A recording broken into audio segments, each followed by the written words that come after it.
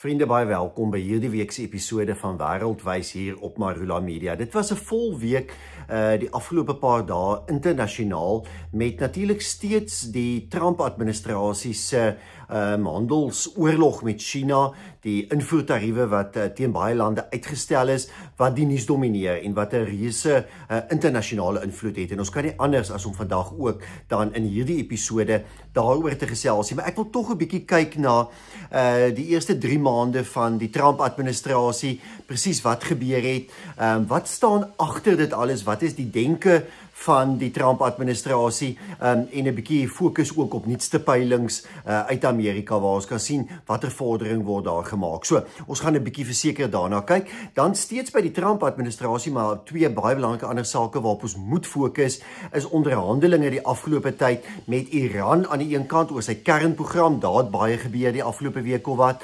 En dan die onderhandelinge met Rusland aan die ander kant oor die oorlog in Oekraïne, waar daar nie noodwendig soveel gebeur het nie, maar waar daar natuurlik steeds belangrike vraagstukke is oor waarheen met die oorlog in Oekraïne. Dan in hierdie week se episode van Wêreldwys gesels ons ook en doen ons 'n bietjie van 'n vooruitskouing van 3 belangrike verkiesings wat oor die volgende 3 weke sal plaasvind. Eers Kanada en dan so 'n week of wat later Australië en Singapore. 3 baie interessante en 3 baie belangrike verkiesings wat plaasvind. So, kom ons val weg en ons eerste segment van vandag se program sal dan sekerlik fokus op die afgelope 7 of 8 dae se gebeure rondom die hele internasionale handelsoorlog en die naderdraai van president Donald Trump se invoertariewe.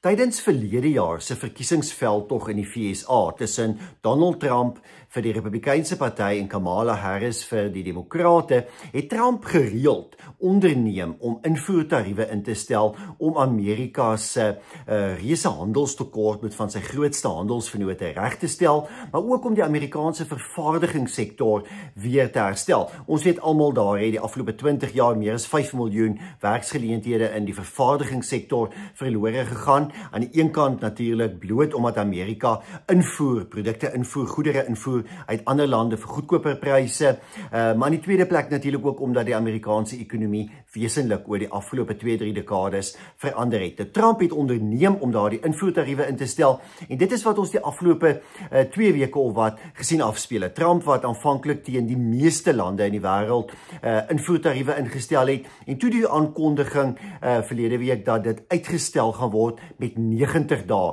Daar is steeds 'n basistarief van 10% wat vir die meeste lande geld, sekere uitsluitings op sekere produkte. Maar hiermee skep Trump en die Trump-administrasie die geleentheid om met die meeste lande vir 90 dae te onderhandel. En waaroor wil Trump onderhandel? Trump wil onderhandel aan die een kant vir beter toegang vir Amerikaanse uitvoerders. Daar is natuurlik 'n sterk argument dat baie van Amerika se groothandelsvennote dit moeilik maak met invoertariewe vir Amerikaanse produsente om na daardie lande uit te voer. Dit is sekerlik die een kwessie waaroor onderhandel moet word, maar dan ook ander meganismes om hierdie handelswanbalans reg te stel. En ons sien dat meer as 130 lande die afgelope paar dae na Amerika uitgereik het, afvaardigings uit Asië, Europa, Suid-Amerika en talle Afrika lande wat reeds in Washington was of steeds daar is en besig is om met die Amerikaanse regering te onderhandel vir nuwe handelsooreenkomste, bilaterale ooreenkomste wat dan sal beteken dat Amerika waarskynlik met hierdie lande of dan in die geval van hierdie lande nie na 90 dae hierdie invoertariewe sal laat geld. Die interessante voorbeeld is die Verenigde Koninkryk. Dit is natuurlik 'n land waarmee Amerika nie juis veel van 'n handelswanbalans het nie, maar die Verenigde Koninkryk na sy uittrede uit die Europese Unie na Brexit wil natuurlik baie graag 'n vryhandelsooreenkoms met Amerika sluit. Amerika mag waarskynlik 'n voorbeeld daarvan maak deur so 'n ooreenkoms te sluit. So baie interessante verwikkelinge die afgelope paar dae met hierdie onderhandelinge, hierdie uitreik van verskeie lande na Amerika, die aanvanklike uitstel van die hoë tariewe, maar die een groot uitsondering is natuurlik China. En daardeur dink ek is die strategie van president Trump om China te probeer isoleer. Want die Trump-administrasie wat invoertariewe van meer as 140% op Chinese produkte ingestel het, en dit behou het, terwyl dit vir alle ander lande omtrent uitgestel is vir 90 dae, geld daardie invoertariewe tans op China. En dit beteken Amerika en China is nou volledig in 'n handelsoorlog gewikkel. Die Chinese president Xi Jinping het die afgelope paar dae verskeie Asiatiese lande besoek, soos Vietnam byvoorbeeld, en hy probeer lande kry om saam met China te veg eintlik teen Amerikaanse invoertariewe. Maar al hierdie lande is baie afhanklik van handel met Amerika en is dis baie versigtig. Mense kon sien uit die reaksie, daar is 'n groot mate van versigtigheid, en hulle wil nie noodwendig nou in 'n stryd met Amerika betrokke raak nie. Nou, die een belangrike ding om te verstaan is dat Amerika wel hier in 'n baie sterk posisie is. Anders as wat baie media miskien berig het, wat baie kommentators noodwendig gesê het, die VSA is in 'n baie sterk posisie. Daar's 'n paar redes daarvoor. Die eerste is natuurlik net bloot, Amerika is die grootste ekonomie wêreld, Amerika is die grootste mark in die wêreld. So lande wat al hoe meer vervaardig, en ek dink veral hier aan opkomende Asiatiese ekonomieë, ek dink aan Vietnam, aan byvoorbeeld Indonesië, hierdie lande wil toegang hê tot die Amerikaanse mark. Hulle wil nie Amerika kwaad maak nie. Die tweede belangrike punt is natuurlik bloot die feit dat Amerika handelstekorte met baie van hierdie lande het, reuse handelstekorte, en dit skep vir Trump eintlik 'n morele motief om te sê vir hierdie lande, maar julle moet met my onderhandel, ons kan tog nie die heeltyd hierdie wanbalans hê nie, julle kan nie die heeltyd baie meer na ons uitvoer as wat julle vanuit Amerika invoer nie. So daar is 'n sterk morele argument rondom die hele idee van Amerika eerste, wat vir Trump dan eintlik rede gee om hierdie stryd met lande te voer. En dit is waarskynlik ook waarom soveel lande die afgelope paar dae uitgereik het na Amerika om dan nou een of ander ooreenkoms met die VSA te probeer bereik. So ek dink hier lê 'n interessante paar weke voor met baie verwikkelinge. Ons gaan waarskynlik heelwat bilaterale ooreenkomste sien. En lande wat dit vinnig doeltreffend kan doen, gaan suksesvol wees. Nou is die vraag, gaan China slaag? Nou die Chinese het 'n baie duidelike strategie op die oomblik. Hulle wil veg met Amerika. Die Chinese regering wat hierdie week bekend gemaak het dat die Chinese ekonomie met meer as wat hulle verwag het in die eerste kwartaal van verjaar gegroei het. 5,4% groeikoers in die eerste kwartaal. Nou mens moet dit maar met 'n knippie sout vat. Daar's baie ekonome wat met goeie redes sê dat ons nie die amptelike ekonomiese groeikoers van die Chinese kan vertrou nie. Dat die ekonomie verlede jaar met 5% gegroei het, waarskynlik onwaar. Die Chinese wat dit bloot projekteer om persepsie te skep dat dit goed gaan met die Chinese ekonomie. Maar ja, die Chinese sê dit gaan eintlik goed met ons. Ons is op die voorvoet, Amerika is op die agtervoet, en dan probeer die Chinese president intree vir vryhandel. En mense het dit gehoor in sy besoeke aan Asiatiese lande die afgelope paar dae waar hy sê werk saam met China om vryhandel te beskerm. Dis natuurlik oneerlik. Die Chinese is baie oneerlik daarmee. Die Chinese het die afgelope 2-3 dekades internasionale handel gemanipuleer deur seker te maak dat die Chinese geldeenheid swak bly, arbeidskoste baie laag te hou, baie laag of beperkte regulasies van arbeidsregte in China, geweldige besoedeling, met ander woorde ook beperkte omgewingsbeskerming, wat dit altyd moontlik maak dis om teen 'n lae koste te produseer en dan gemaklik na die res van die wêreld uit te voer. So die Chinese is glad nie onskuldig in hierdie stryd nie, maar ja, China is ook sterk. Ons kan ook nie dit onderskat nie. Die Chinese het die afgelope paar jaar hulle handel ook verder gediversifiseer. Hulle voer uit na die hele wêreld en die Chinese is oortuig dat hulle 'n paar moeilike maande kan hanteer. Sou Amerika vir maande lank voortgaan met hierdie handelsoorlog, maar dit lyk nie op die oomblik of daar vreeslike onderhandelinge tussen die VSA en China plaasvind nie. So ons kan verwag dat Chinese uitvoere na Amerika skerp gaan afneem. Nou daar was reeds die afgelope 2-3 dae aanduidings dat produkte begin ophoop eintlik in Chinese fabrieke, ook in die hawens, bloot omdat daar nie bestellings meer uit Amerika is nie. So verwag syfers wat ons waarskynlik so binne 'n maand of wat van nou af gaan sien, wat 'n skerp afname van Chinese uitvoere na Amerika aandui. Dit skep 'n geleentheid vir ander lande, lande wat vlugvoetig is op die voorpunt is om te onderhandel met Amerika, hulle eie invoertariewe op Amerikaanse produkte te verlaag of af te skaf, goeie ooreenkomste met Amerika te sluit vir sterker handel tussen hierdie lande met Amerika. Ek verwag nie juis heeltemal dat dit die geval gaan wees vir Suid-Afrika nie. Ons sien ongelukkig 'n groot blapse. Die besluit van president Ramaphosa om Mcebisi Jonas, die voormalige adjunkminister van Finansies, ook 'n voormalige voorsitter van MTN, as 'n spesiale gesant na Amerika aan te stel, was 'n swak keuse, onverantwoordelik. Jonas wat nog 5 jaar gelede na Trump as 'n rassistiese homofoob verwys het, en 'n mens kan verwag dat Jonas waarskynlik 'n koue skouer in Washington gaan kry. So, slegte nuus vir ons in Suid-Afrika en vir Suid-Afrikaanse bedrywe is dit lyk nie of daar regtig vordering gemaak word in hierdie verhouding met Amerika, soos wat ons sien die geval is in talle ander lande, wat reeds die afgelope paar dae vordering gemaak het. Dit is sommer net interessant genoeg, baie van julle het dit waarskynlik waargeneem, maar Lesotho het vroeër hierdie week goedgekeur dat Starlink, Elon Musk se satelliet-internetmaatskappy, nou mag sake doen in Lesotho. So dit beteken nou dat die meeste Afrika-lande en alle suidelike Afrika-lande behalwe Suid-Afrika nou Starlink het, of toegang het tot Starlink, of Starlink toegang het eintlik tot daardie markte, en dit laat Suid-Afrika so bietjie uitstaan in daardie opsig, maar dis 'n poging van Lesotho om natuurlik uit te reik na die Amerikaners en te sê, ons is gereed, want Lesotho wat 'n klein landjie is en baie afhanklik is van uitvoere na Amerika. So, kom ons hou dop wat gebeur oor die volgende paar weke, maar vir nou, Amerika wat op die voorvoet is.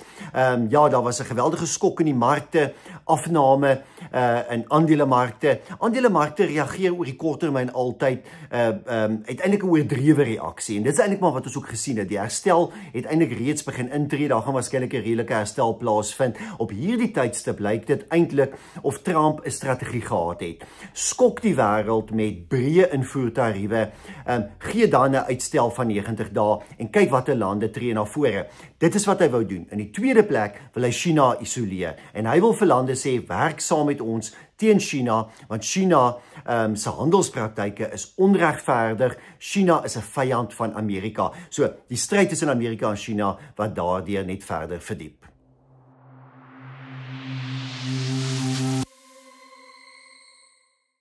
Nou, wat is die gevolge van dit alles vir die Trump-administrasie en Amerika? Dit is interessant, ons moet bietjie kyk na die peilings. Daar was die afgelope 3 weke 12 geloofwaardige peilings gewees. President Trump wat 'n gemiddelde steunvlak van 47% behou, wat steeds redelik sterk is, met 50% van Amerikaanse kiesers wat nou ontevrede is met sy werksprestasie. Klein bietjie daling van waar hy was so 'n maand en 'n half of wat gelede, maar steeds eintlik 'n baie sterk posisie ten spyte van die geweldige omstredenheid rondom hierdie invoertariewe en hoe Amerikaners daaroor voel. En ek dink daar's 'n belangrike ding wat baie mense nie verstaan nie. Waarvoor staan die Trump-administrasie? Hierdie Trump se tweede administrasie, die 47ste president. Waarvoor staan dit? En ek wil sê dit staan vir een woord, soewereiniteit. Amerikaanse soewereiniteit. Trump probeer hierdie soewereiniteit van Amerika op verskillende maniere herstel. Hy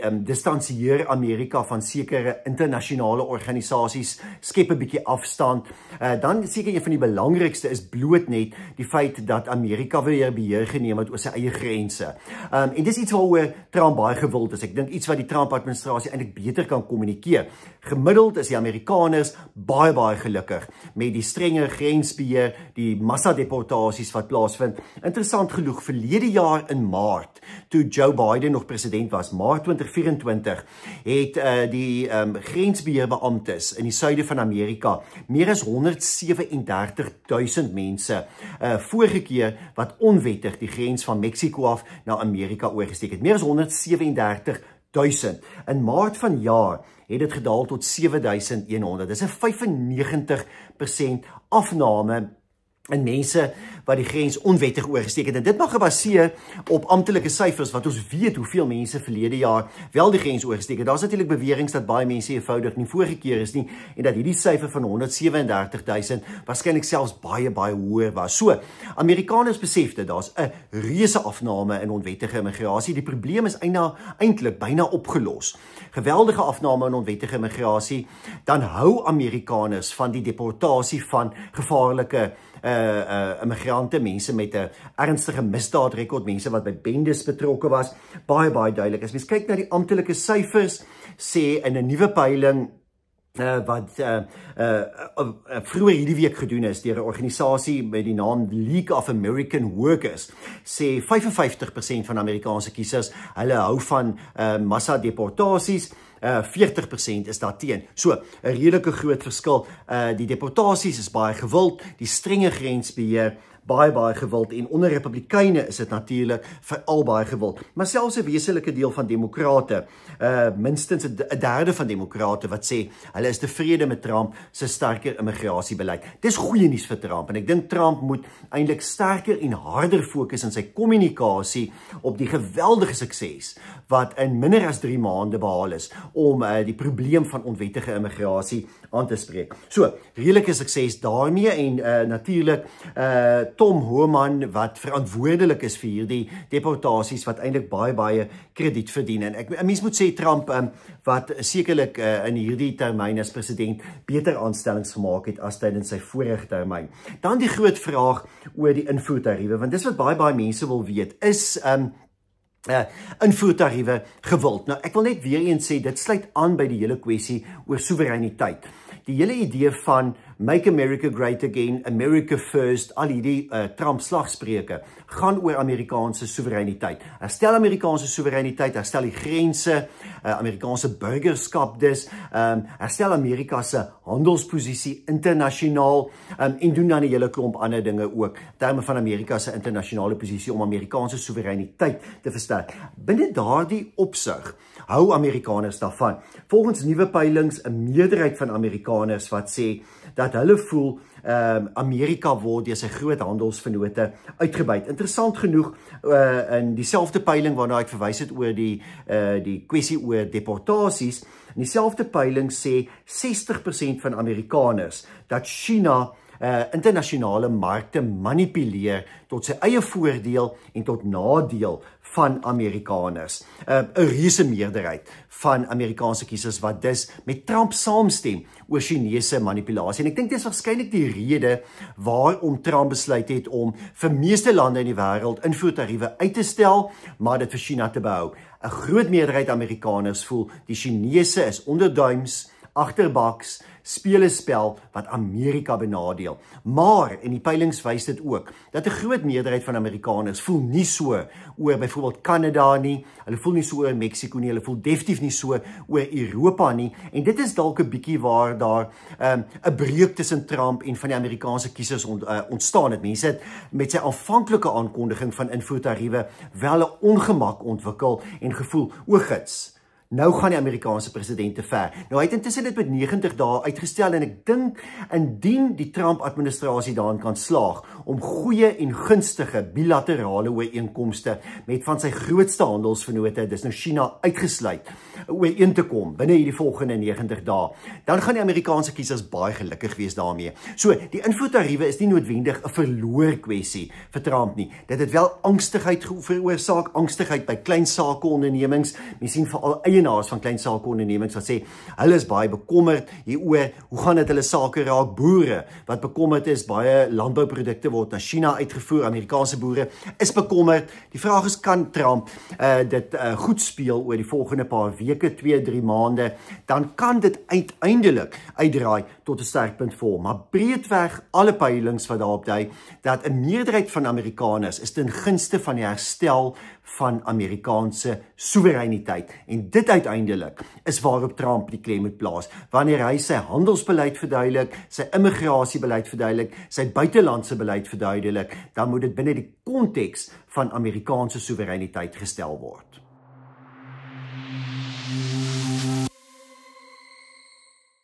Nou, gepraat van Amerikaanse buitelandse beleid. 'n Mens kan nie praat oor Amerikaanse buitelandse beleid binne die huidige Trump-administrasie sonder om te praat oor Oekraïne en Iran nie. Dit is twee lande waarop president Donald Trump baie sterk gefokus het. Hy wil sien dat daar 'n einde kom aan die oorlog in Oekraïne, en hy wil natuurlik hê dat Iran moet ophou met sy kernprogram. Die kernprogram van Iran wat vir die Trump-administrasie 'n groot probleem is. En Trump het tydens sy eerste termyn reeds daardie stryd ook met Iran gevoer. Nou hier is 'n baie belangrike naam wat 'n mens moet onthou en maar kan volg, en dit is Steve Witkoff. Steve Witkoff word deur Trump gebruik om al hierdie onderhandelinge namens die Trump-administrasie te hanteer. So Witkoff was onlangs in Moskou waar hy met Vladimir Putin ontmoet het. Verlede week het hy in Oman vergader met 'n afvaardiging van Iran. Hierdie week gaan daardie onderhandelinge voort, waarskynlik in Rome. En Witkoff, wat 'n ou vertroueling van Trump is, iemand wat baie jare lank sake met Trump gedoen het, iemand wat baie naby aan hom beweeg, maar iemand wat oor baie goeie vermoë beskik om te onderhandel. En dis waarvan Trump hou net. Trump hou van die sogenaamde deal, die groot deal. Witkoff ook, en Witkoff word daarvoor gebruik. Nou dit lyk regtig of op die oomblik vordering gemaak word in die onderhandelinge met Iran. Trump wat 'n baie sterk standpunt inneem. Anderster as byvoorbeeld Barack Obama en Joe Biden wat gesê het toe hulle president was dat Iran toegelaat moet word om 'n sekere hoeveelheid Iran te verryk, sê Trump, geen Iran-verryking nie, geen kernprogram nie, dan sal ons sanksies teen Iran afstel en kan Iran weer toetree tot internasionale handel. So, baie hoë eise wat die Trump-administrasie stel, maar dit lyk of daar vordering gemaak word. En die rede daarvoor is dat Iran baie bekommerd is oor die gevolge van Amerika se maatreëls wat die Trump-administrasie die afgelope tyd teen Iran ingestel het. Die wyse waarop Trump eintlik Iran isoleer en dit eintlik onmoontlik maak vir die meeste lande in die wêreld om met Iran handel te dryf. So die Iranese se ekonomie is in die moeilikheid, hulle is op hulle knieë, hulle het 'n reuse uitdaging, hulle tans 'n meer gematigde president wat graag eintlik met Amerika 'n ooreenkoms wil sluit. Hier is 'n vensterperiode oop en dit kan natuurlik vir Donald Trump 'n groot oorwinning wees indien hulle daarin kan slaag om 'n ooreenkoms met Iran te bereik waar volgens hulle kernprogram wesentlik afgeskaal, dalk selfs beëindig word en Amerika sê goed, ons beëindig die sanksies en dit hou groot ekonomiese voordele vir Iran in. Die tweede kwessie is die oorlog in Oekraïne en dit lyk nie of daar regtig vordering gemaak word nie. Verlede Sondag het Rusland 2 ballistiese missielaanvalle op die stad Sumy in Oekraïne uitgevoer. Meer as 30 mense wat dood is in die aanvalle, almal burgerlik is. Meer as 100 mense wat ernstig beseer is.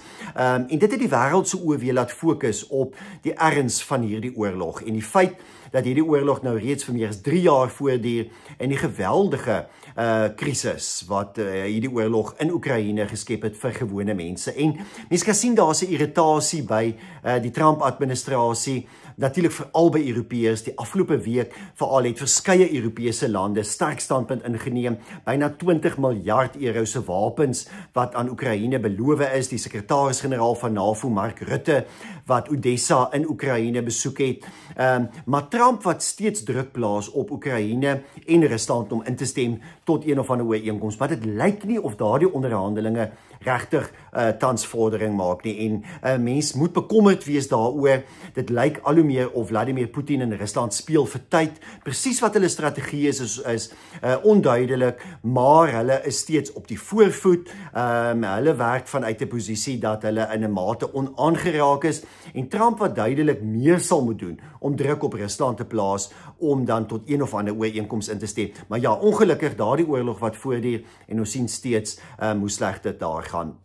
Dan het ons die afgelope week of wat beeldmateriaal gesien, die bekende Britse nuusdiens, die BBC, wat kameras ingesmokkel het in Sudan.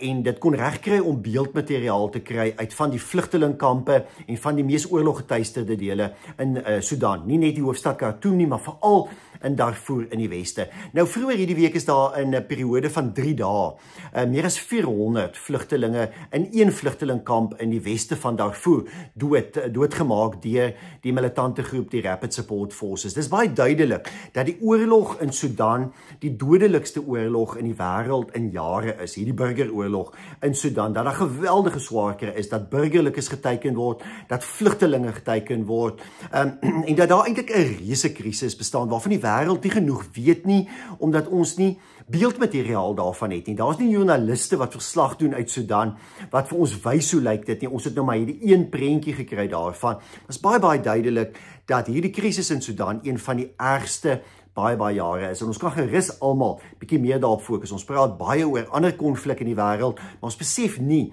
hoe ernstig hierdie burgeroorlog in Sudan wel is nie.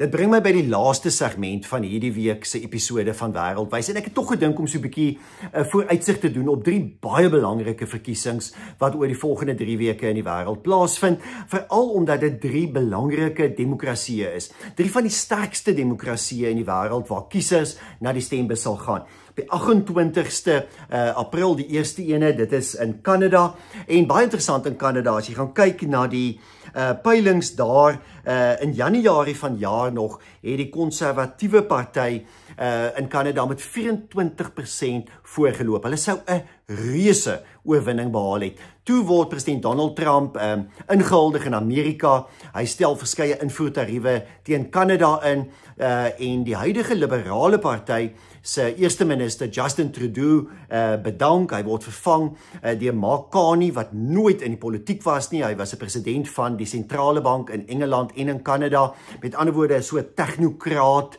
iemand uit die sakesektor. En Carney besluit om van hierdie verkiesingsveld tog een te maak oor byna Kanadese nasionalisme, om Kanadese bymekaar te trek met een enkele vyand, Donald Trump en Amerika. En dit werk. Dit slaag op hierdie stadium, lyk dit of Carney en die liberale party gemaklik hierdie verkiesing wat dan 28 April plaasvind, gaan wen. Hulle is redelik gemaklik voor. As ek kyk na die nuutste peiling wat hierdie week uitgekom het, is die liberale party met 6% voor. Nou Kanadese politiek is 'n kiesafdelingsstelsel. Daar kan dus verrassings kom. Dit hang alles af wie wen en watter kiesafdeling. So ons sal kyk wat daar gebeur, maar wat 'n ongelooflike ommeswaai van 'n 24% voorsprong vir die konservatiewe party na 'n 6% voorsprong vir die liberale party. Dit lyk eintlik daar of Donald Trump so 'n bietjie die konservatiewe party in Kanada, wat eintlik sy vriende is, in die voet geskiet het, en of die Kanadese weer eens gaan sit met 'n liberale party. Dis nie die enigste land waar dit lyk of dit gebeur nie. Ons sien eintlik in die meeste westerse lande 'n verskuiwing na regs. Ons het dit in Amerika gesien verlede jaar, ons sien dit reg oor Europa. Dit was ook die verwagting vir Kanada in verjaar se verkiesing. Nou lyk dit of Kanada terugswaai na links. Nog 'n land waar dit lyk of dit kan gebeur is Australië. 'n maand of wat gelede het die konservatiewe liberale party daar, die party se naam is die Liberale Party, maar dis 'n meer konservatiewe party, het hulle voorgeloop in die peilings in Australië. Ek kyk hier na die laaste 5 peilings wat gedoen is, loop die linkse Arbeidersparty nou almal voor. Dis alles peilings wat so in die laaste 3-4 weke gedoen is, en dit lyk op hierdie tydstip of die Arbeidersparty so tussen 50 en 53% van die stemme kan kry, en die liberale party wat met die nasionale party saam in 'n koalisie is, so tussen 45 en 47% van die stemme. Nou dit kan ook nog verander. Australië het 'n baie interessante kiesstelsel, die van julle wat dit nie ken nie. Dit werk vir ons voorkeurstemme. So 'n kiezer wat gaan stem, stem nie net vir 'n party nie. Hy gee sy eerste keuse en sy tweede keuse en sy derde keuse. Daarvolgens word kandidate dan gekanselleer en hulle stemme bygevoeg by 'n ander party se. So baie interessante stelsel. Dit kan nog verander. Dis steeds 'n kop-aan-kop stryd. Dis 'n stryd ook in met 'n redelike groot kontras tussen die 2 voorloperkandidate, die huidige linkse eerste minister Anthony Albanese en dan die regse Peter Dutton van die liberale party, wat ook 'n baie meer konservatiewe, meer regse leier is, selfs vir sy party. So groot kontras tussen hierdie 2 kandidate. In Australië 'n reuse krisis met behuising wat onbekostig is, lewenskoste wat geweldig gestyg het, Australiërs wat bekommerd is oor die afgelope paar jaar se spanning met byvoorbeeld China wat al hoe meer 'n aggressiewe rol in die Stille Oseaan gebied speel, die kommer oor 'n internasionale handelsoorlog, hoe dit op Australië kan uitspeel op dit hele klomp kwessies wat hierdie 'n baie interessante verkiesing maak. Nou ja, dan het ons hierdie week ook gehoor 'n vroeë verkiesing in Singapore. Op dieselfde dag, die 3de Mei, Australiërs en die burgers van Singapore wat op dieselfde dag na die stembus sal gaan, en daar sal die 3de Mei 'n verkiesing in Singapore wees. baie sterk demokrasie, een van die sterkste kapitalistiese lande in die wêreld, en die eerste minister Lawrence Wong, wat natuurlik baie onlangs, maar 'n jaar gelede oorgeneem het as eerste minister in Singapore, wat besluit het om die vroeë verkiesing uit te roep as 'n toets vir sy regering. Nou, sedert Singapore in 1965 onafhanklik geword het, regeer dieselfde party nog altyd, al die jare Singapore, en Wong se party wat waarskynlik ook weer hierdie verkiesing sal wen. Alle peilings dui daarop, dit gaan goed in Singapore, maar daar is ook 'n bietjie ongelukkigheid in Singapore met lewenskoste wat natuurlik geweldig gestyg het. Dit bly maar een van die groot kwessies tans wêreldwyd. Nou ja, dit is vandag en hierdie week se episode van Wêreldwys hier op Marula Media. Teken gerus in op ons kanale, lewer kommentaar, laat weet ons waaroor wil julle hê met ons alles gesels. Volgende week gesels ek met julle vanuit Nederland. Tot dan, totsiens.